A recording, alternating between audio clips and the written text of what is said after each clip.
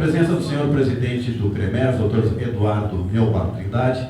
Neste momento damos início à solenidade de entrega do Mérito CREMERS 2019, que nesta data também contará com a palestra do secretário especial de Desburocratização, Gestão e Governo Digital do Ministério da Economia, Dr. Paulo Ebel, que irá tratar sobre o tema Governo Digital e seus impactos na melhoria dos serviços públicos. Essa solenidade também conta com a presença do senhor Coronel Antônio Carlos Maciel, vice-presidente do Tribunal de Justiça Militar do Rio Grande do Sul, do secretário municipal da Saúde de Porto Alegre, Dr. Pablo Stirmer, do vereador de Porto Alegre, senhor João Carlos Nedel, do presidente da UNRICS, Dr. Alfredo Floro Catalice, senhora Ivete Barbizan, presidente do Conselho Regional de Nutricionistas da 2ª Região, senhora Cleia Regina Santos de Sequeira, diretora-presidente do Conselho Regional de Técnicos em Radiologia da 6ª Região, doutora Lisandra Dornelles, presidente do Conselho Regional de Medicina Veterinária, e da doutora Carmen Rey, assessora da presidência. O defensor Enir Madruga de Ávila, representando o defensor público-geral do Rio Grande do Sul, doutor Cristiano Vieira Hertz, também é o nosso homenageado desta tarde. Coronel Ricardo Nascimento, do Comando Militar do Sul, Coronel Alexandre, do Comando da 3ª Região Militar, representando o General Ryuzo Ikeda.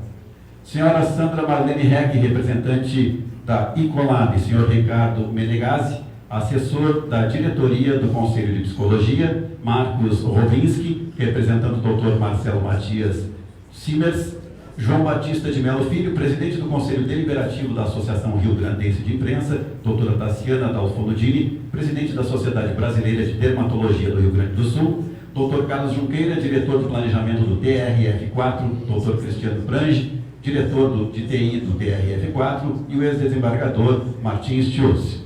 Também, doutor Tiago Duarte, deputado estadual.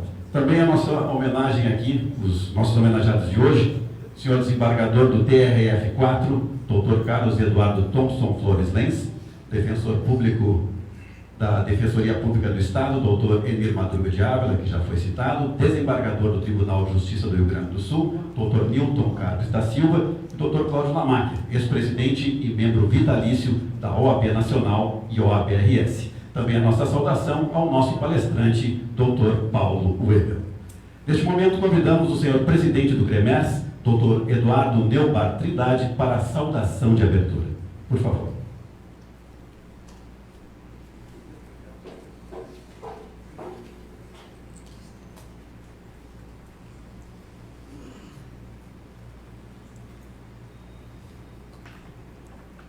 Muito boa tarde a todos. Todas as autoridades já foram citadas aqui. Eu gostaria de saudar também a presença do Dr. Costa Filho, nosso médico mais antigo em atividade no estado do Rio Grande do Sul. Muito obrigado, Dr. Costa Filho, por estar representando aqui a medicina gaúcha. E demais autoridades aqui presentes. Esse é um momento muito importante para nós médicos aqui, porque todos vocês 5 representam pessoas que foram extremamente importantes para o Conselho. Cada um em alguma questão muito particular ao longo das discussões. Eu estava conversando com o Dr. Thompson Flores em relação a essa abertura indiscriminada de faculdade de medicina, o Dr. Cláudio Lamacchia, que desde o início deu esse apoio para esse reganho da força política do Conselho, o Dr. Nilton Carlos também, sem dúvida alguma um parceiro naquelas reuniões do CNJ Saúde, às vezes quando quer se ideologizar aquela discussão, quer se colocar a medicina em oposição às outras áreas da saúde, o senhor conduz de uma forma muito importante essa discussão, deixando a questão descambar para um outro viés que não o viés técnico. O Dr. Enir Madruga também, como eu sempre saúdo ele, sempre tenta buscar soluções rápidas e fáceis, e não querendo buscar aquela questão cartorial, dificultar a nossa relação, querendo sempre o benefício da sociedade. Gostaria de saudar os demais representantes dos conselhos profissionais, que sem dúvida alguma os senhores não ajudaram a classificar.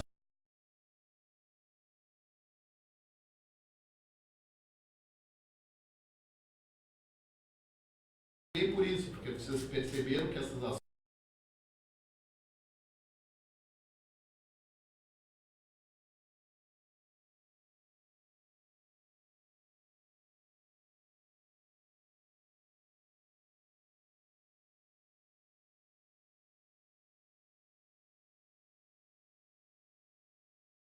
Schulz aqui, sem dúvida alguma, um grande parceiro.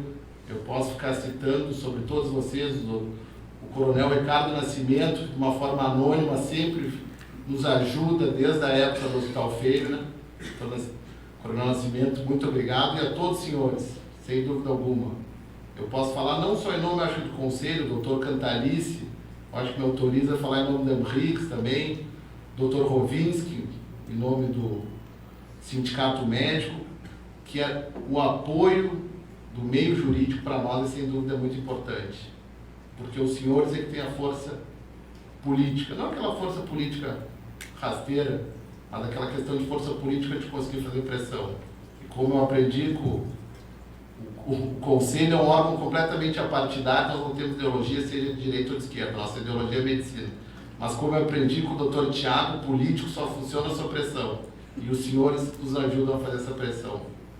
Então, muito obrigado a todos, eu não vou me alongar mais, e agradecer a presença de todos os senhores hoje nessa noite, nessa tarde, principalmente ao Paulo Ebel.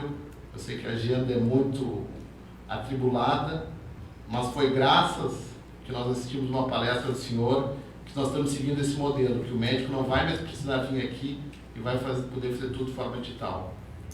Claramente, aqueles seus números, baseados em evidência, nós chegamos, não, esse é o caminho que nós temos que seguir. Então, muito obrigado, boa tarde a todos, e vamos seguir para a nossa homenagem. Gostaria de convidar o senhor presidente para se posicionar em frente à mesa. Nesse momento, nós fazemos a entrega das homenagens que receberão o Mérito CREMERS 2019 neste momento.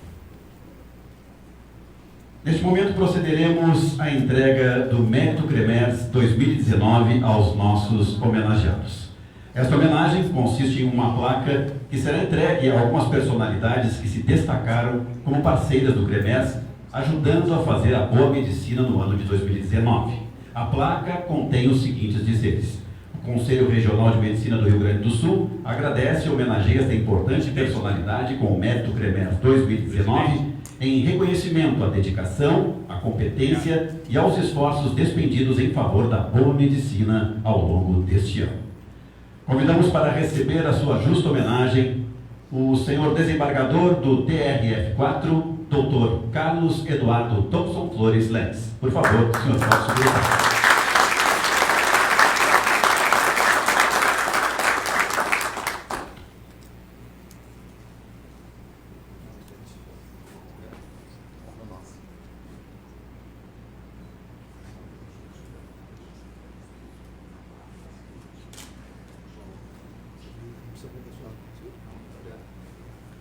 Vamos ouvir a saudação do senhor desembargador. Presidente, a foto aqui, por gentileza. Os dois senhores. Muito obrigado. Obrigado.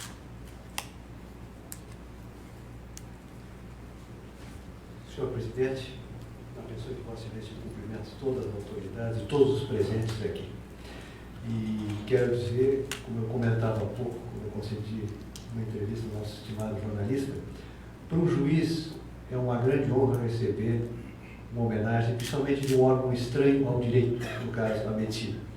Nós, inclusive, quando presidente, ainda no início deste ano, eu recebi Vossa Excelência e a sua diretoria no gabinete da presidência do TRF e comentava essa proliferação de faculdades, infelizmente, da medicina que estavam surgindo, que é um problema que nos aflige, o presidente Lamarck aqui, que o diga no direito há muito tempo. E eu sempre recordava, quer dizer, no direito, o mal profissional cabe recurso da sua má atuação.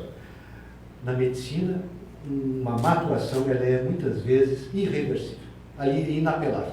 Na mesa de cirurgia não cabe recurso, quer dizer, então o tirocínio, o preparo, a cultura do médico são fundamentais. E na realidade eu recebo esta significativa homenagem com uma homenagem, como eu sempre tenho dito, ao meu tribunal. Mais do que a minha pessoa, o meu tribunal, que eu tenho a honra de integrar há quase 20 anos e que tem se esforçado para fazer a nossa corte a melhor justiça. Nós julgamos muitas das questões dos conselhos regionais, né, não só de medicina, como também dos órgãos profissionais, da Ordem dos Advogados, e são sempre questões que demandam um estudo muito particular de cada área de atuação de profissão. E aqui, digamos assim, é um reconhecimento que os senhores estão tendo para com a atuação do tribunal, como Vossa Excelência mesmo disse, na área da medicina. Hoje, inclusive, a medicina está, nós todos sabemos, como quase todas as áreas, mas a medicina está muito judicializada. Eu mesmo acho que nós devemos estabelecer limites até onde o juiz pode intervir nesses feitos. Nós nos deparamos, às vezes, com questões realmente dramáticas, por exemplo, medicamentos. Eu me recordo de um artigo escrito pelo nosso Dr. Luquezzi, que é um exemplo de médico de referência, onde certa vez ele escreveu muito bem: eu recebi uma liminar para internar um paciente. Agora eu quero que o juiz me diga de quem eu vou tirar da UTI. É uma questão que nós temos que nos deparar. Então, realmente, a intervenção judicial tem que ter uns certos limites. E, finalizando, meu caro presidente, eu me sinto muito honrado de estar aqui e receber essa homenagem. Repito, ela é mais do que a minha pessoa, ao tribunal que eu me integro. Quero parabenizar. Todos nós chegamos ao mundo pela mão de um médico. E, infelizmente, partimos dele muitas vezes também com um médico ao nosso lado. É a profissão, primeiro, a profissão do professor, sem a qual não há médico, nem juiz, nem advogado. E depois, a profissão do médico, certamente, na minha modesta concepção, é a mais importante que existe. Eu é que dou os parabéns à profissão e à atividade dos senhores. Meus parabéns e muito obrigado.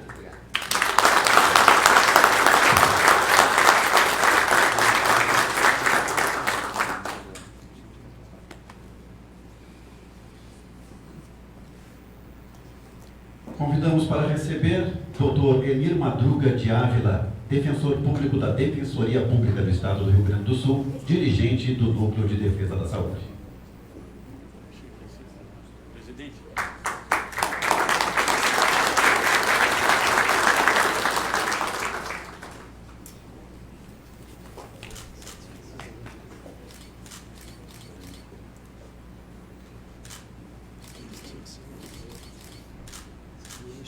Por favor. Vamos ouvir a saudação do Dr. Emir Madruga de Ávila.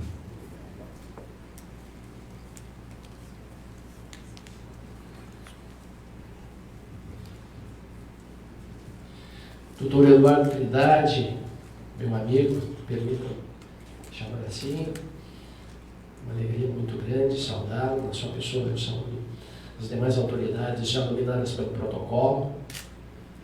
Senhoras, senhores, é uma alegria muito grande hoje estar aqui, como disse o doutor Thomson Flores, recebendo esta homenagem de um órgão, de uma instituição que não está ligado diretamente à nossa formação profissional. Pelo menos eu imaginava um dia não estar ligado, né, doutor? Porque quando fiz direito, fiz justamente para fugir da medicina.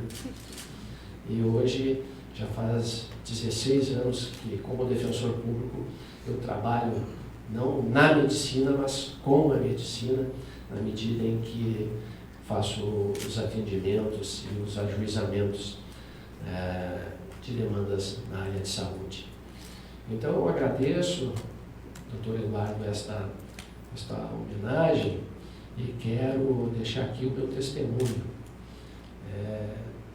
Na verdade, eu acho que nós é que deveríamos estar te homenageando hoje aqui. Porque aí nesses dias eu ouvi aqui nesta sala o doutor Marcelo Dornelles, numa outra oportunidade em que se firmava um convênio entre o Conselho de Medicina, o Ministério Público, o Conselho de Enfermagem, a respeito do uso dos agrotóxicos. Né? Ele dizia que não se viu, né, pelo menos na história recente do Conselho Regional de Medicina, alguém tão atuante como o senhor, doutor Eduardo. E nós trazemos aqui hoje, tenho certeza, doutor Martin Schulz, que nos acompanha, doutor Newton também, né, do grande trabalho que o doutor Eduardo tem feito, né, frente ao Conselho de Medicina, juntamente ao nosso Comitê Estadual de Saúde, né, quebrando paradigmas e trazendo o Conselho e, por óbvio, os médicos para próximo de nós, operadores do direito, e para próximos daquela população no nosso caso, mais desassistida, mais vulnerável, para que a gente consiga encontrar efetivamente soluções para que o Estado consiga fazer, cumprir o seu papel de assistir aos mais necessitados. Então, muito obrigado, doutor Eduardo, muito obrigado, Laura, muito obrigado, Maria Clara, muito obrigado, Verusa. Te amo. Um beijo no coração.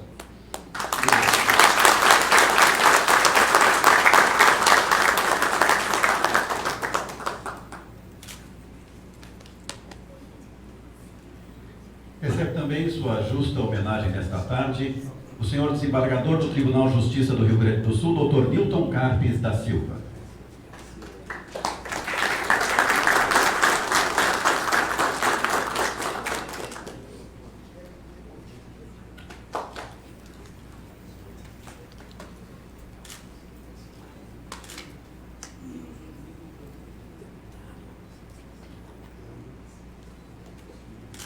Faça, por gentileza, com a homenagem.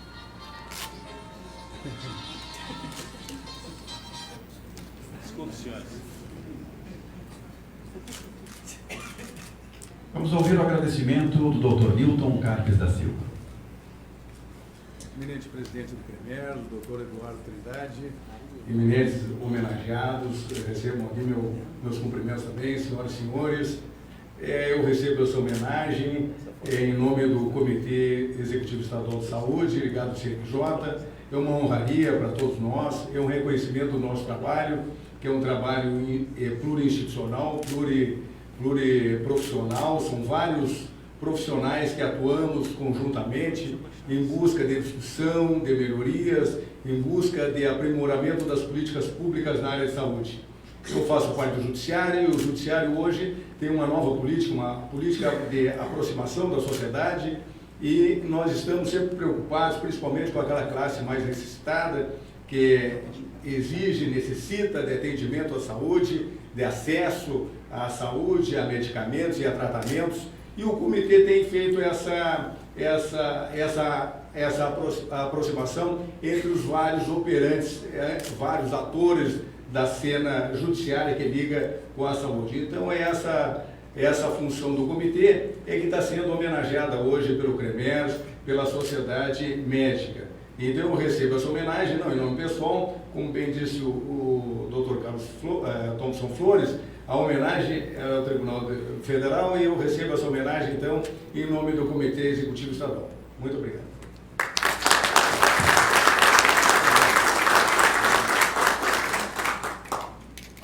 Convidamos agora para receber essa homenagem o Dr. Cláudio Lamacchia, presidente da Comissão de Relações Internacionais da OAB, ex-presidente e membro honorário vitalício da OAB Nacional e OAB-RS.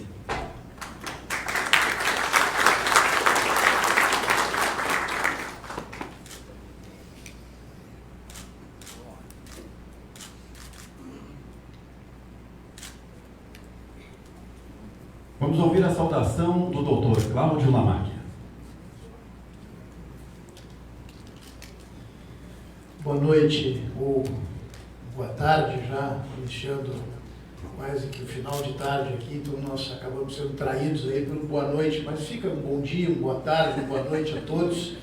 Estamos aí nos aproximando de uma data muito importante, que também é o Natal, portanto, um dia como hoje, onde pessoas são homenageadas pelo Conselho Regional de Medicina, é um momento muito simbólico, um momento muito importante para todos nós, notadamente nós que estamos recebendo esta homenagem. Eu quero, na pessoa do presidente Eduardo Trindade, agradecer a todos que integram o Conselho Regional de Medicina, a todos os médicos que laboram nesta entidade e prestam relevantes serviços à nossa sociedade gaúcha e, por que não dizer, ao próprio Brasil. Cumprimentar o presidente Eduardo Trindade pelo seu trabalho, pelo que tem demonstrado o seu talento à frente do Conselho Regional de Medicina por um tempo ainda muito curto, mas que já pôde demonstrar a todos nós a sua formação, a sua convicção, a sua responsabilidade em presidir uma entidade deste porte e desta importância. Quero dizer, presidente Eduardo Trindade, que, da minha forma, eu estou inteiramente à disposição para continuar contribuindo com o Conselho Regional de Medicina e com todos os demais conselhos de entidades de classe regulamentadas, porque, de fato, é muito importante que haja este engajamento. Eu tive a honra e o privilégio de também presidir o Fórum dos Conselhos de Classe no Rio Grande do Sul, uma entidade que representa quase 1 milhão de profissionais aqui no nosso estado, e sei exatamente da força que tem o CREMERDS e a importância do Conselho hoje para a sociedade gaúcha.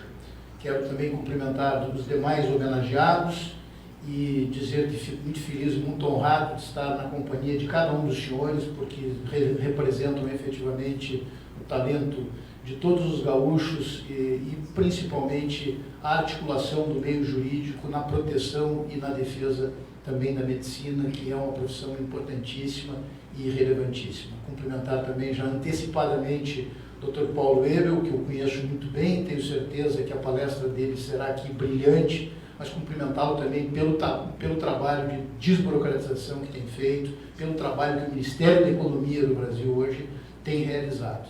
E, por fim, mais uma vez, presidente Eduardo Trindade, dizer da minha alegria, da minha honra de poder estar aqui hoje, recebendo esta homenagem, que eu também tributo ela, que eu também divido ela exatamente com os mais de 115 mil advogados que nós temos no Rio Grande do Sul, e que se hoje, de alguma forma, eu sou conhecido, sou reconhecido, eu devo isso exatamente à advocacia gaúcha, que me fez chegar, inclusive, pela primeira vez à presidência nacional da Ordem dos Advogados do Brasil, num dos períodos mais conturbados da nossa história, que foram os 3 anos que vivi à frente da Ordem. E sempre tive este lema que o senhor trouxe aqui agora. Instituições do porte da Ordem dos Advogados do Brasil e dos conselhos de classe como o CREMERDS são instituições que não são nem de direita nem de esquerda, não são nem do governo nem da oposição. São instituições que pertencem aos associados e à cidadania, porque é ela que nós representamos. Sempre tive na minha vida, na minha atuação à frente da OAB, seja aqui no Rio Grande do Sul, seja nacionalmente, com uma ideologia à Constituição Federal. E, portanto, parabéns a todos que têm realizado este trabalho, parabéns ao presidente Eduardo Trindade e a toda a sua diretoria. Muito obrigado.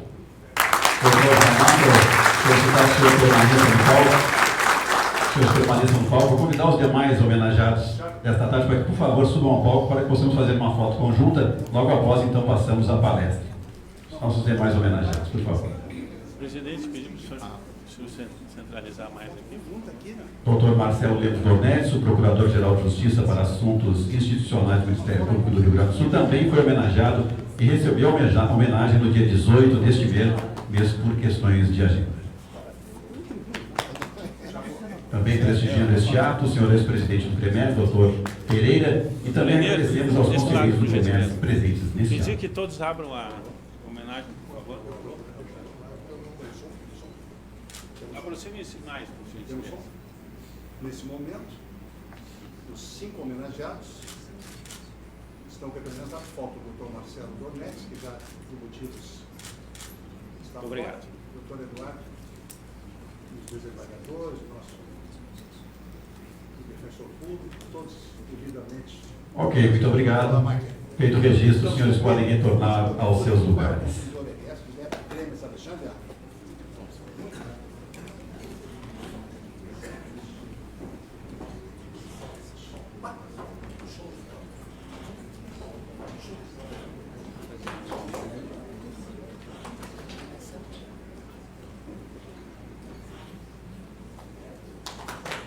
Neste momento, convidamos aos homenageados e demais presentes neste evento para assistirem à palestra com o secretário especial de Desburocratização, Gestão e Governo Digital do Ministério da Economia, Dr. Paulo Ebel, com o tema Governo Digital e seus impactos na melhoria dos serviços públicos. O gaúcho Paulo Ebel é bacharel em Ciências Jurídicas e Sociais pela PUC-RS, especialista em Direito Tributário, Financeiro e Econômico pela Universidade Federal do Rio Grande do Sul, em Liderança Global pela Georgetown University. Tem mestrado em Administração Pública pela Columbia University e foi secretário municipal de Gestão de São Paulo de 2017 a 2018. CEO das empresas Webforce Venture e WeWork Brasil e CEO global do grupo de líderes empresariais LeadRS. secretário especial de Desburocratização, Gestão e Governo Digital do Ministério da Economia, Paulo Ebel, é o convidado do Conselho Regional de Medicina do Rio Grande do Sul para falar sobre o impacto da transformação digital na vida das pessoas e no custo da máquina. A palavra é sua. Obrigado, boa tarde. Queria dizer que é um prazer muito grande estar aqui no Conselho Regional de Medicina do Estado do Rio Grande do Sul, na pessoa do presidente, Dr. Eduardo Trindade. Cumprimento todos os conselheiros, médicas, e faço um registro muito especial aos nossos homenageados, merecidos homenageados. São pessoas que fazem um trabalho exemplar na defesa dos ideais democráticos, do Estado de Direito, na defesa do império da lei, e fazer com que o nosso Estado seja referência nacional e internacional de excelentes juristas, homens e mulheres que defendem a lei e que fazem o nosso Estado ter uma projeção tão grande e influente nessa área. Uma homenagem especial ao Dr. Carlos Eduardo Thompson Flores, com quem tive a oportunidade de estar quando ele estava ainda presidente do Tribunal Regional Federal da 4ª Região, e assinamos um importante convênio com o Ministério da Economia para usar um sistema que foi desenvolvido pelo Tribunal Regional Federal da 4ª Região, um sistema de eletrônico de informações, o SEI, de processo eletrônico, que hoje é usado em larga escala pelo governo federal para fazer os processos tramitarem de forma digital, rápida, célere, para atender melhor o cidadão. Então, um exemplo de liderança, de defensor do Estado Democrático de Direito, tem feito um trabalho muito grande já nessa trajetória de sucesso. E também ao Dr. Cláudio Lamacchia, que pude participar ainda sou advogado de formação, atuava como advogado aqui no Rio Grande do Sul, participei da sua primeira eleição para a Ordem dos Advogados do Brasil na seccional Rio Grande do Sul, e depois teria uma trajetória belíssima à frente não só aqui, também como da OAB nacional, fazendo um trabalho muito grande na defesa desses valores democráticos. E aos demais também homenageados pelo trabalho importante que tem feito, Dr. Milton, Dr. Enio, Dr. Marcelo e aos demais. O objetivo da palestra hoje é falar um pouco sobre transformação digital, a ideia de ser digital para ser humano. Como a tecnologia, como essas mudanças e transformações estão ocorrendo no mundo podem servir a sociedade. O Estado existe para servir o cidadão brasileiro. Então todas as iniciativas, ações, as políticas públicas têm que ter esse viés, têm que ter esse objetivo. Hoje o Brasil tem uma oportunidade histórica. Nós somos a 4ª maior população conectada do mundo. A 4ª maior população conectada. Os brasileiros adotaram o uso da tecnologia, usam no seu dia a dia. 2 em cada 3 brasileiros já têm acesso a smartphones com internet e passam muitas horas por dia conectados. Então, para qualquer política pública, isso é uma oportunidade sem precedentes. Infelizmente, ainda temos que conviver com a burocracia. A burocracia faz parte da nossa vida, existe um nível de burocracia que é necessário, mas a burocracia não se encaixa no mundo digital. Ela tem que ser adaptada, ela tem que ser repensada para que ela possa efetivamente servir o cidadão e não ser um instrumento para favorecer alguns em detrimento de outros, para criar dificuldades para vender facilidades ou para ter qualquer tipo de privilégio para aqueles que têm conexões políticas com os tomadores de decisão. E a tecnologia vem justamente para criar um ambiente mais justo, mais transparente, mais aberto, onde qualquer pessoa, independentemente do estado civil, da cor, do estado que está do Brasil, vai ter acesso a um serviço público de qualidade, de forma célere, rápida e efetiva. O Estado ele tem que, basicamente, cuidar melhor das pessoas, acho que é o ponto fundamental, o ponto número 1, para resgatar a confiança da sociedade nas instituições democráticas e nos governos, melhorar a gestão e governança, ou seja, ter mecanismos de gestão eficientes para que as políticas públicas possam ser realizadas de forma efetiva e também possa ter uma transparência e uma qualidade elevada no gasto público. A sociedade tem o direito de controlar. O governo não gera riqueza, ele arrecada da sociedade e devolve por meio de serviços públicos. Então, todo recurso que vem da sociedade, nós temos o dever de prestar contas e usar com zelo cada centavo que nós extraímos da sociedade. Então, é esse o nosso papel dentro do governo, de ter cuidado com as pessoas, de ter uma gestão e uma governança efetiva e de fazer uma prestação de contas para que a sociedade possa acompanhar o uso correto desses recursos. Desde o início do ano nós vemos avançando em algumas frentes importantes para simplificar e melhorar a vida do cidadão. E o primeiro passo é organizar o governo para dentro. Ter uma política nacional de desenvolvimento de pessoas dentro do governo federal para identificar aquelas habilidades que são necessárias para uma boa política pública, para fazer entregas efetivas para o cidadão. Ter um banco de talentos para poder alocar as pessoas mais preparadas nas posições chaves que vão permitir que essa transformação ocorra e essa mudança na qualidade dos serviços públicos possa ocorrer. Um painel de gestão governamental para que cada ministério, para que cada órgão do governo federal possa acompanhar todos os indicadores de resultado, todos os indicadores de meio para fazer um serviço melhor. Uma plataforma Mais Brasil para poder descentralizar recursos para estados e municípios. Afinal de contas, o cidadão vive nas cidades.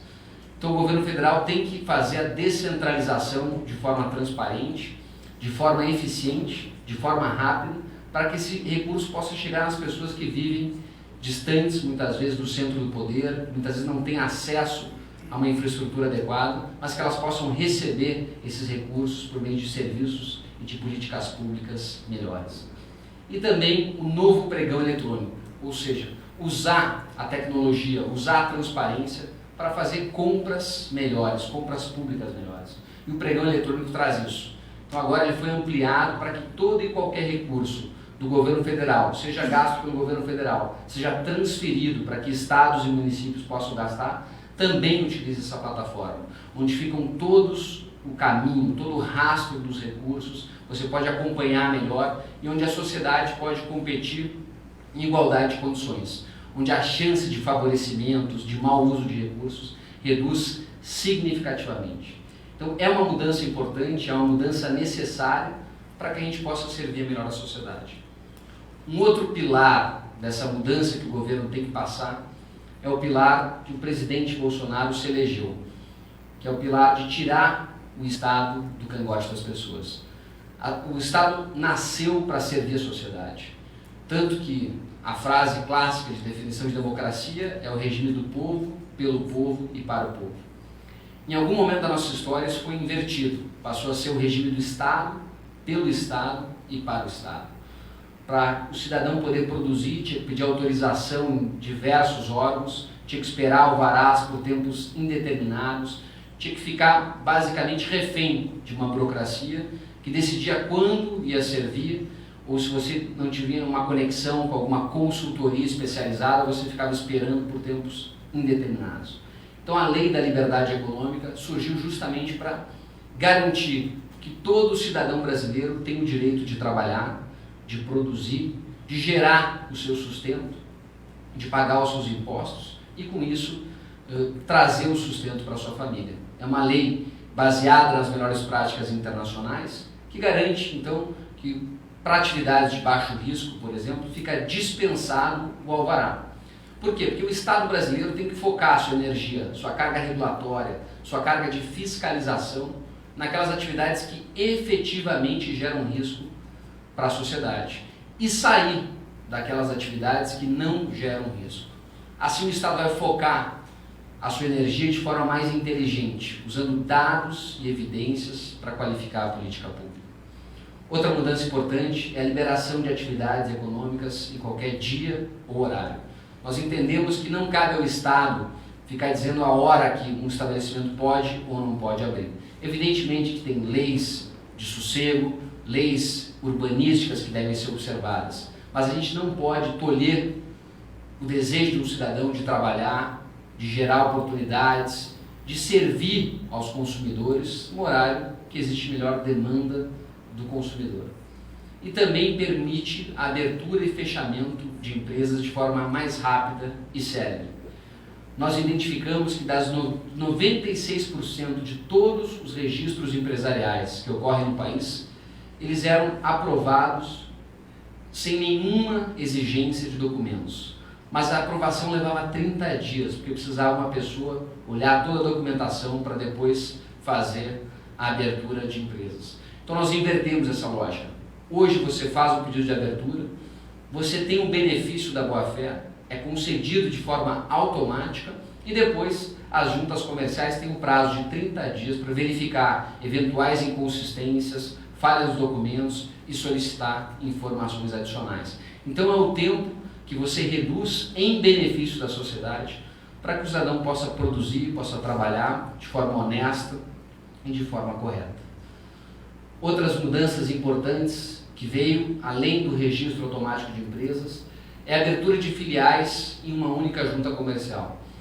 Todas as juntas comerciais do país estão sendo integradas, estão sendo transformadas digitalmente. Então hoje, se você se dirigir à junta comercial do estado do Rio Grande do Sul, aqui em Porto Alegre, você pode abrir uma filial em todos os estados da federação. Antigamente você precisava se deslocar em cada um dos estados para abrir uma filial. Novamente, é o estado usando a tecnologia, usando a inteligência, usando os bancos de dados, as informações, para facilitar a vida das pessoas. Também estamos usando a adoção de login e senha únicos para todos os serviços do governo federal. Não existe nada mais desgastante na internet em você lembrar login e senha de cada site que você visita. Imagina o governo federal que tem 1.500 sites. Então, para facilitar a vida do cidadão, hoje, com um único login e senha, você consegue acessar todos os serviços públicos do governo federal. E estamos ampliando também esse login e senha para estados e para município, sempre focando na facilidade e na melhoria da experiência do cidadão.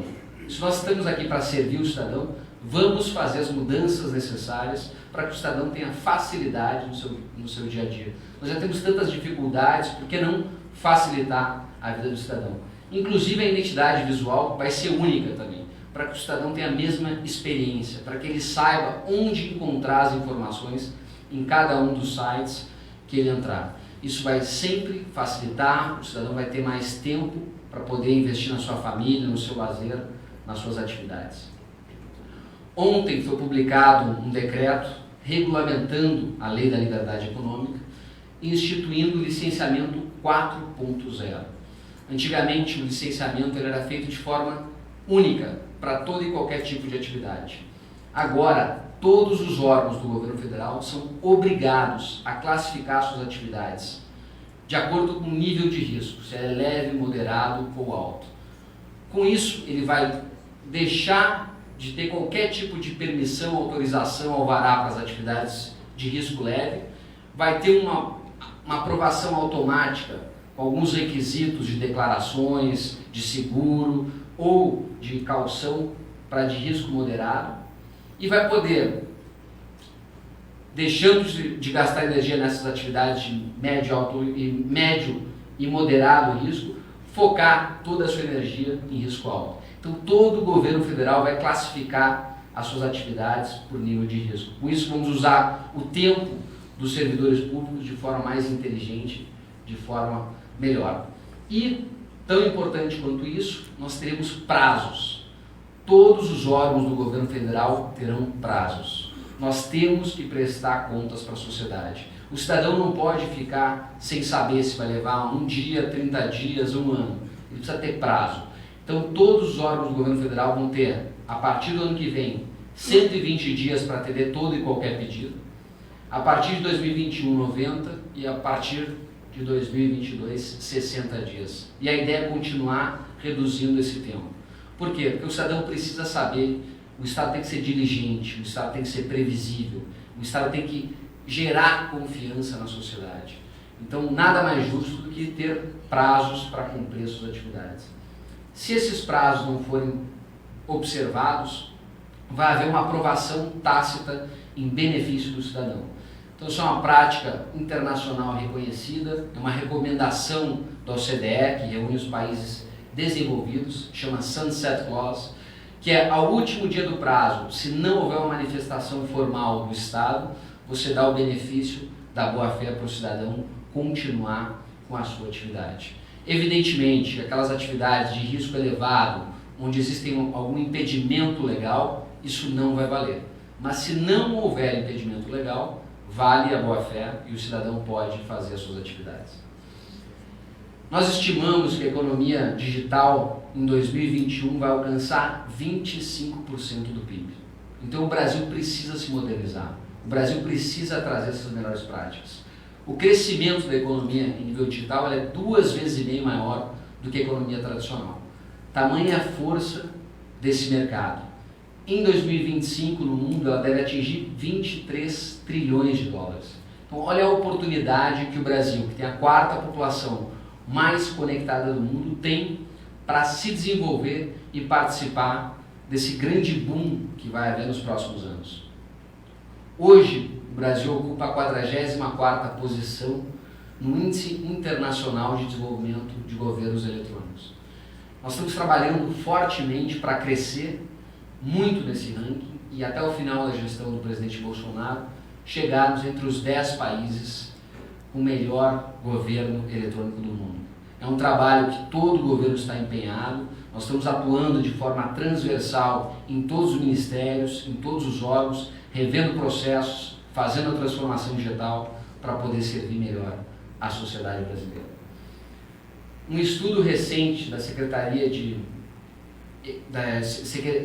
Especial de Produtividade, Emprego e Competitividade do Ministério da Economia estima que anualmente no Brasil nós gastamos em torno de 1,4 a 1,6 trilhões de reais com o custo Brasil. O custo Brasil que se deve na lentidão para abrir um negócio, para financiar um negócio que muitas vezes é caro e burocrático, para empregar capital humano, para a questão de acesso à infraestrutura e vários outros quesitos. Em torno de 65 a 85 bilhões é só de assuntos e pontos que podem ser melhorados se o governo fizer a transformação digital. Isso inclui, evidentemente, estados e municípios. Então é a oportunidade que o governo tem de reduzir o custo Brasil e com isso gerar mais oportunidades de emprego e renda se fizer a sua transformação digital. E é isso que nós estamos fazendo. Então o governo está trabalhando, copiando as melhores práticas internacionais, e nesse caso concreto o exemplo do Reino Unido, gov.uk, que nós estamos copiando. Então o governo lançou o gov.br. Nós vamos reunir todos os 1.500 sites do governo em um único site. Fácil, acessível, onde qualquer pessoa vai poder entrar e ter todas as informações que ela precisa para exercer sua cidadania e para ter acesso a todos os serviços que o governo presta. Então é uma mudança muito significativa. Ao invés de levar a burocracia para e-burocracia, para a burocracia eletrônica, a gente tem que simplificar a vida das pessoas. Isso passa também pela internet. Então os 3 eixos da transformação digital que o governo está fazendo é, primeiro, transformação de serviços públicos. Esse ano nós transformamos em torno de 500 serviços públicos. Ano que vem vão ser mais 500 e até o final de 2022, 100% dos serviços públicos do governo federal estarão em formato digital. Evidentemente que não estarão aqueles serviços que precisam da presença do cidadão, como uma perícia médica, aqui falando para os médicos, ou qualquer outra atividade que exige a presença da pessoa. Caso contrário, será tudo pela internet. Faremos a unificação dos canais, como eu referi, dos 1.500 sites em um único site. E também faremos a interoperabilidade das bases de dados. Hoje o governo federal possui centenas de bases de dados. Muitas dessas bases não se conversam. Com isso, aumenta o risco de desperdício, aumenta o risco de fraude e aumenta o risco de você não ter uma política pública com os melhores dados e evidências existentes. Esse ano só, com a transformação de mais de 500 serviços públicos, nós economizamos para o governo mais de 340 milhões de reais. Se nós formos considerar a economia para a sociedade, ela passa de 1 bilhão e 400 milhões de reais. É o tempo do cidadão que ele fica em filas, é o tempo do cidadão que ele gastava se deslocando para as repartições públicas, muitas vezes para mais de uma repartição pública, que hoje o cidadão pode fazer da sua casa, do seu trabalho, do seu celular, em qualquer lugar. É 24 horas por dia, 7 dias por semana, 365 dias por ano. Então a transformação digital, ela significa inclusão social, que você facilita a vida das pessoas, inclusive, principalmente, aquelas de baixa renda. E eu já vou explicar por quê. Nós já mapeamos no governo federal mais de 3.000 serviços que o governo federal presta. Seja para pessoas físicas, seja para pessoas jurídicas, seja para entes subnacionais como estados e municípios. Então são muitos serviços públicos. Desse total, em torno de 52% já foi digitalizado nos últimos 5 anos. Mas ainda temos muito pela frente. 48% nós vamos ter que digitalizar nos próximos 3 anos. Eu quero dar alguns exemplos aqui dessa mudança que a transformação digital gera.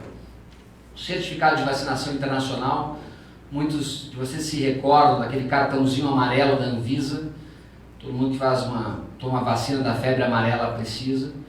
Então nós fizemos a transformação digital desse serviço, hoje você já pode requerer ele pela internet. Então só esse serviço gerou uma economia total de 120 milhões de reais ano. E nós liberamos 665 servidores e atendentes que trabalhavam servindo o cidadão presencialmente, que foram deslocados para outras atividades mais relevantes para esse serviço. No caso da carteira digital do trabalho, a economia foi maior ainda, chegou a quase 700 milhões de reais. Foram mais de 3.000 atendentes que foram liberados para outras atividades. Então, cada mudança, cada transformação significa economia de recursos, significa economia de tempo e uma percepção de mais agilidade e eficiência do cidadão. A transformação do INSS é a mais significativa de todas. Durante a transição do governo, nós fizemos um planejamento estratégico de transformação digital e priorizamos aqueles serviços que impactavam o maior número possível de pessoas. E o maior serviço que o governo presta é pelo INSS. Pega todos os aposentados do Brasil, várias pessoas que têm certidão de tempo de serviço. Então nós fizemos toda a transformação digital do INSS. Dos 96 serviços que o INSS presta, 90 já foram transformados e estão em formato digital. Isso significa uma economia de mais de 700 milhões, significou a liberação de 1.100 atendentes que hoje trabalham no processamento dos pedidos para ter um tempo médio de atendimento mais rápido.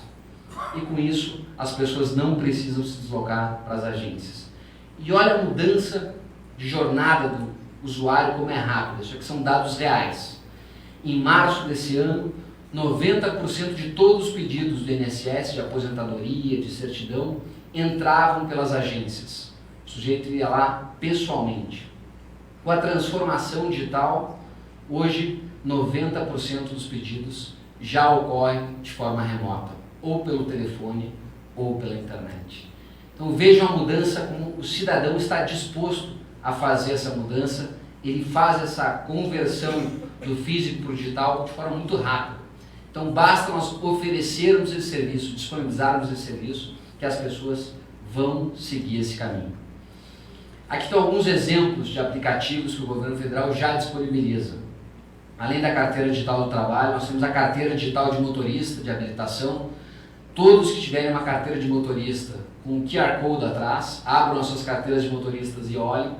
Vocês podem baixar já o aplicativo e ter a carteira de motorista válida no seu celular.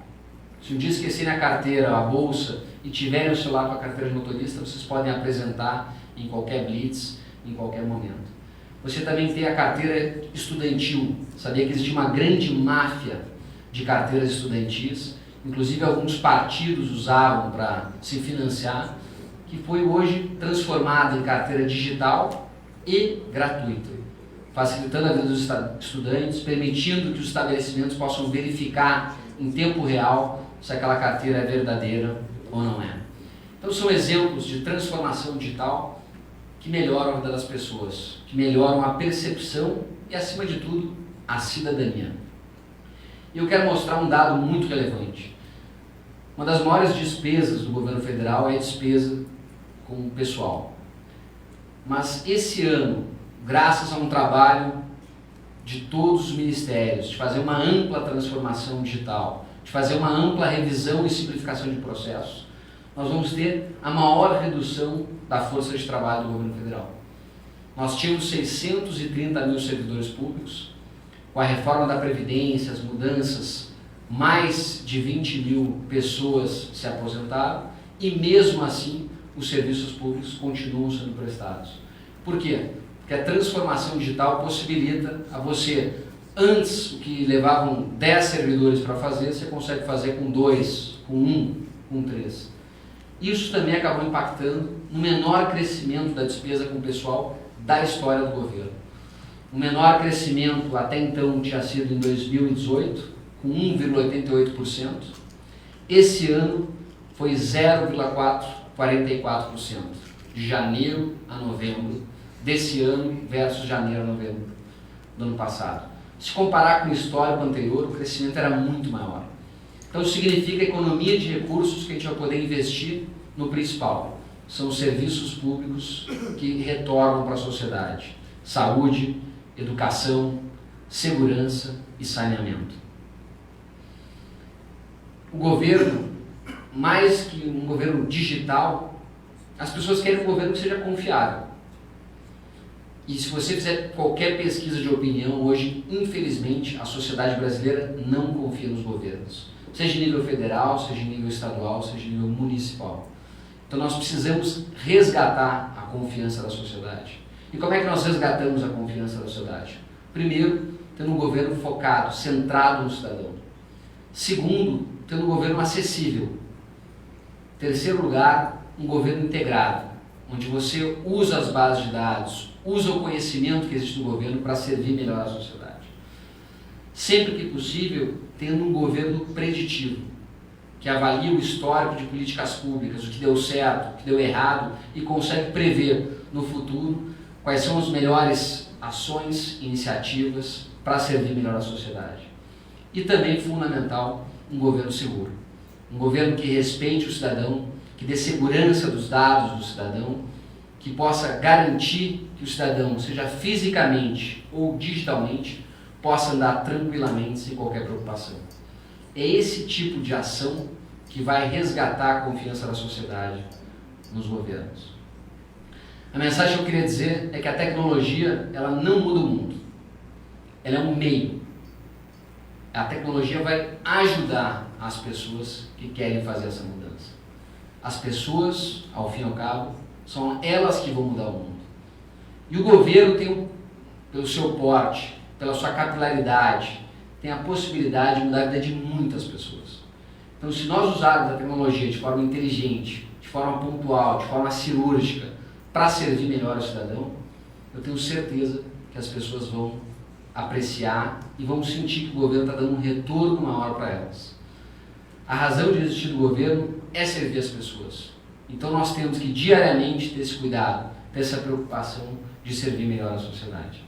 Era essa a mensagem que eu queria dizer para vocês. Muito obrigado mais uma vez pelo convite, estou muito feliz de estar aqui. Sou filho de médico, Dr. Carlos Zoeiro, sou filho da enfermeira, minha mãe Valderia Zoeiro, sou casado com uma médica, Mariana Zoeiro. Meu sogro é médico também, Dr. Pedrinho. Então, para mim, estar aqui compartilhando essa experiência no CREMERS é motivo de muita alegria. Obrigado pelo convite e estou à disposição para as perguntas.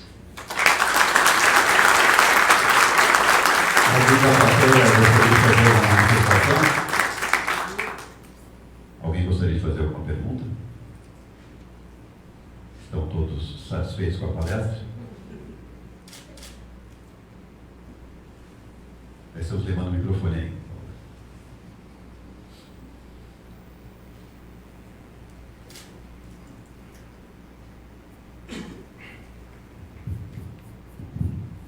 Dr. Paulo, boa tarde. Meu nome é Cristiane, sou servidora do Ministério da Economia, na Fundacentro, antigo Ministério do Trabalho.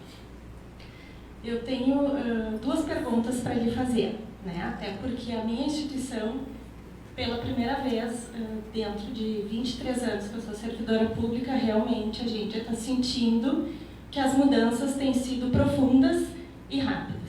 Então, primeiro ponto, gostaria de elogiar as mudanças que vêm acontecendo. Eu gostaria de lhe questionar o seguinte: o Banco de Talentos, ele vai subsidiar a essas mudanças que vão acontecer na reestruturação das carreiras? Essa é uma pergunta. E outra pergunta também, que eu acho que O senhor tocou no ponto, mas não ficou claro para mim.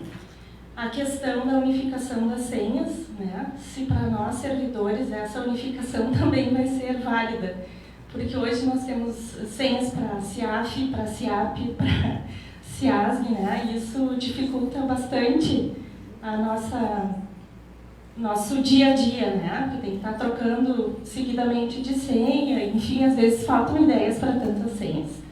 Essas são as questões que eu tenho para o senhor. Muito obrigada. Obrigado, boas perguntas. O Banco de Talentos não vai subsidiar a questão da mudança nas carreiras. Ele está servindo apenas para realocação de pessoas. A gente tem a portaria 93 que permite a realocação de pessoas, então o Banco de Talentos é usado como uma ferramenta para realocar as pessoas que querem mudar de área, também para as pessoas que querem preencher vagas, encargos, funções ou gratificações e querem selecionar pessoas diferentes, vão usar o Banco de Talentos. Cada vez mais o governo federal vai investir em processos seletivos abertos para diversos servidores. Nós já fizemos isso para selecionar pessoas para a central de compras, para a diretoria de gestão de dados, para a diretoria de desburocratização, usando o Banco de Talentos como referência. Então ele vai servir para movimentações internas e para preenchimento de cargos, funções e gratificações. Ele não vai servir para a transformação das carreiras. A transformação das carreiras ela deve ocorrer após a aprovação da reforma administrativa. Nós devemos encaminhar uma reforma administrativa no ano que vem, provavelmente em fevereiro ou março, para criar um novo arcabouço jurídico para o serviço público. Depois de aprovado essa reforma e quando definidos os parâmetros que vão ser aprovados pelo Congresso, aí sim nós vamos começar a discussão de unificação de carreiras, de revisão de carreiras. Então esse processo só deve acontecer ou final de 2020 ou provavelmente 2021. E aí vai ser feito um estudo, seguindo as melhores práticas internacionais, de como otimizar e melhorar as carreiras no governo federal. Sobre o segundo ponto, do login único, ele vai servir também, no segundo momento, para os sistemas internos. Nós estamos trabalhando hoje com a integração dos sistemas estruturantes, nós temos diversos sistemas estruturantes, eles não se conversam, então por isso muitas vezes o servidor precisa ter mais de um login e senha. Eu sofro isso na pele, sei a dificuldade disso aí, toda semana, a cada 2 meses eu preciso pensar uma senha nova, então isso realmente acaba dificultando o trabalho. Então a ideia é, ao longo de 2020, a gente fazer a integração dos sistemas estruturantes e aí com um usuário e senha você vai poder acessar todos eles. E toda vez que você mudar um sistema estruturante, automaticamente os demais serão atualizados. Hoje isso não acontece, gera retrabalho, ineficiência e chance de erro. Nós temos mais uma pergunta, por favor. Boa tarde, doutor Paulo. Parabéns pela palestra. Nós, como gaúchos e como médicos, estamos orgulhosos do senhor estar representando o Rio Grande do Sul lá no Ministério da Economia. Cumprimento aí seu pai, sua mãe, a dona Valdereza, o doutor Webel, o doutor Pedrini e a todos. Mas gostaria de saber o seguinte: a sociedade brasileira, a sociedade gaúcha, ela está entusiasmada com as mudanças que estamos vendo, porque nós estamos começando a sentir os bons ventos, os bons fluidos que essa política desenvolvida, principalmente a política econômica desenvolvida pelo governo federal, vem trazendo um novo alento à sociedade brasileira e ao empresariado nacional. Eu gostaria de saber do senhor, assim, esse primeiro passo, esse primeiro momento, mostrou aqui a economia que estão fazendo nas diversas áreas, né, com essa implementação digital. Mas no segundo momento, vocês já devem ter pensado isto, como vamos colocar isso também, fazendo com que o governo federal converse com os governos estaduais e com os governos municipais, porque aí nós vamos conseguir a plenitude do desenvolvimento e da eficiência que nós como cidadãos desejamos. Existe planejamento ainda para dentro deste governo, desses 4 anos, 3 agora que faltam, né, ainda conseguir atingir os estados e os municípios, ou esse projeto ainda vai demorar um pouco mais, vamos necessitar de um novo governo que dê continuidade a isso. Eu espero que a gente consiga, porque nós temos pressa, né? A sociedade brasileira e gaúcha tem pressa em fazer com que efetivamente a gente tenha muito mais eficiência e apareça para a sociedade os resultados na infraestrutura, na saúde, na educação, enfim, em tudo que o país necessita. Obrigado pela pergunta. Concordo, de fato, o desafio maior do governo é levar essa mesma cultura de transformação para estados e municípios. Nós temos algumas ações para fazer isso acontecer, mas evidentemente nós não controlamos o processo e entendo que não será no mesmo ritmo. Primeira ação que nós estamos fazendo, nós criamos ainda esse ano a rede gov.br, que é trazer essa mesma cultura de transformação para estados e municípios. Inclusive o estado do Rio Grande do Sul, na pessoa do governador Eduardo Leite, foi o primeiro estado a aderir à rede gov.br e começou já a fazer a sua transformação digital, rs.gov.br, e já nessa linha. Então a gente tem uma cartilha com melhores práticas, a gente compartilha sistemas, a gente compartilha know-how, a gente compartilha inclusive treinamento. Levamos uma equipe do estado do Rio Grande do Sul para Brasília, demos um treinamento durante uma semana, eles visitaram diferentes órgãos que estavam passando por esse processo para conhecer toda fase a fase, passo a passo desse processo de transformação digital para poder replicar no estado do Rio Grande do Sul. Outros estados acabaram aderindo depois, Rio de Janeiro, Goiás. Então a ideia é levar isso para estados e municípios. Nós aprovamos essa semana na Cofiex, do Ministério da Economia, um financiamento junto ao Banco Mundial para dar a estados e municípios que aceitarem seguir os padrões do gov.br, então eles vão ter acesso a recursos para fazer essa transformação. E nós já começamos esse processo pelas juntas comerciais. Nós temos um grande desafio de melhorar a posição do Brasil nos índices internacionais. Então hoje o Brasil ocupa a 124ª posição no índice de facilidade de fazer negócios do Banco Mundial, ocupa a 150ª posição no índice de liberdade econômica, ocupa a 72ª posição no índice de competitividade global. Então tudo que a gente puder fazer para melhorar a posição do Brasil nesses índices, nós vamos fazer. E um dos pontos é essa integração das juntas comerciais. Então o trabalho que foi feito ao longo desse ano priorizou as juntas comerciais para que a gente possa abrir e fechar empresas em menos tempo e deu resultados. Então nós já reduzimos para 2 dias, eram mais de 4 dias, já reduzimos para 2 dias. Ano que vem já vamos reduzir para 1 e até o final de 2022 vamos abrir e fechar empresas em questão de horas.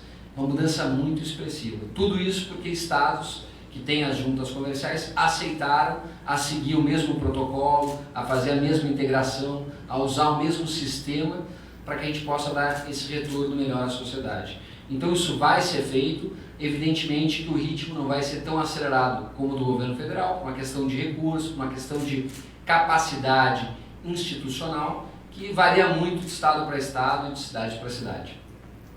Nós temos mais 2 perguntas e depois vamos encaminhando para o encerramento. Vamos ouvir a pergunta do senhor presidente do CREMERS. A senhora não quer perguntar? Tá bom.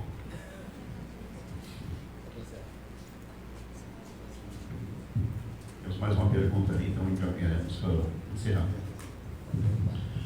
Boa tarde, meu nome é Everton, eu represento o Conselho Regional de Farmácia do Rio Grande do Sul e coordeno um grupo de agentes fiscais dos diversos conselhos aqui do Estado. Principalmente com relação aos conselhos da área da saúde, nós nos relacionamos muito com a vigilância sanitária, e a vigilância sanitária emite o alvará sanitário. E a minha questão é relacionada, a minha pergunta é relacionada, questionando quem ou como nós vamos definir o tipo de estabelecimento ali, leve, moderado e alto na complexidade. Como é que se estabelece esse estabelecimento dentro desses critérios de leve, moderado e alto, que terão ou não, por exemplo, um alvará sanitário emitido ou não emitido, né, no nível leve, por exemplo. Então, quem é que está definindo isso? Quais são os critérios para se enquadrar esses diversos estabelecimentos da área da saúde, pelo menos? Cada órgão tem que definir a sua matriz de risco. Então, o governo federal fez uma matriz de risco, por exemplo, para a abertura de empresas. Para a abertura de empresas, então, definiu as atividades de baixo, médio e alto risco. Para a vigilância sanitária, a própria vigilância sanitária vai ter que definir. Matriz de risco é uma decisão técnica que leva em consideração 2 itens. Primeiro, probabilidade de dano, de acontecer um acidente, e intensidade desse acidente, se ele ocorrer. Se a probabilidade for baixa e a intensidade for baixa, você classifica como atividade de baixo risco. Então, ninguém melhor do que vocês que trabalham na área, que conhecem, que têm um histórico, podem dizer qual é a atividade de baixo, médio e alto risco. Agora, se vocês não fizerem essa classificação, vocês vão estar dando a mesma atenção para uma atividade de baixo risco que vocês estão dando para uma atividade de alto risco. Aí não faz sentido como política pública. A política pública tem que ser feita com base em dados e evidências. Então você vai ter que ler o histórico daquela atividade, se ela já teve muitos acidentes, se ela não teve, quando teve acidentes, se teve danos irreparáveis ou não. Então se você identificar que uma atividade não tem quase dano e quando aconteceu o dano ele não foi um dano absurdo, aí você deixa de gastar energia com aquela atividade para você focar naquelas outras atividades. Então, por exemplo, Brumadinho, Mariana, Boate Kiss são atividades de alto risco. Então lá deveria ter foco total do Estado. Mas infelizmente, como nós temos restrição de recursos, restrição de pessoas, no momento que a gente não faz essa classificação, a gente não consegue alocar nossa energia de forma mais racional, de forma mais eficaz para atender a sociedade. Então o objetivo da matriz de risco é justamente resguardar o poder público para que canalize toda a sua energia e sua informação e sua carga regulatória, fiscalizatória, onde tem realmente risco à sociedade. Então a Anvisa vai fazer a sua matriz de risco, a área ambiental vai ter a sua matriz de risco, as áreas de mineração vão ter sua atividade de risco, aí vão poder concentrar toda a sua carga regulatória, fiscalizatória, de licenciamento naquilo que é relevante e vão sair daquilo que é irrelevante. Muito obrigado, Dr. Paulo Webel, por sua esclarecedora palestra. Neste momento, gostaríamos de convidar o senhor presidente do CREMERS, Eduardo Trindade, a fazer a entrega de um agradecimento ao nosso palestrante.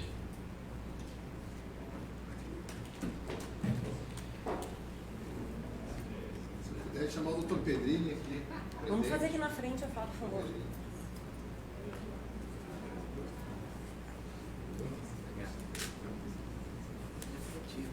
Paulo, foi excelente a tua palestra. Obrigado. Foi muito bom, principalmente nós aqui, tem vários representantes, conselhos profissionais, às vezes representantes da área da saúde. Nós temos uma função social muito grande, proteção da sociedade. Muitas vezes nós somos confundidos com órgãos de classe, órgãos sindicais, nós temos nada a ver com isso. Então, como órgão de proteção social, nós temos a obrigação de seguir seu modelo para cumprir o nosso papel, que é o de proteção da sociedade. Então, realmente, como eu já tinha falado anteriormente, nós estamos seguindo esse modelo, tentar tornar o CREMERS sindical. Estou vendo aqui a presidente do Conselho de Veterinária, representante do Conselho de Farmácia. Nós vamos seguir esse modelo de nutrição também, de radiologia, tem essa radiologia. Então, realmente, muito obrigado. E hoje é o nosso último evento de 2019. Nós esperamos que o ano que vem podemos estar apresentando um ponto médio aqui, ponto bom e ponto médio. Então, muito obrigado. Muito obrigado.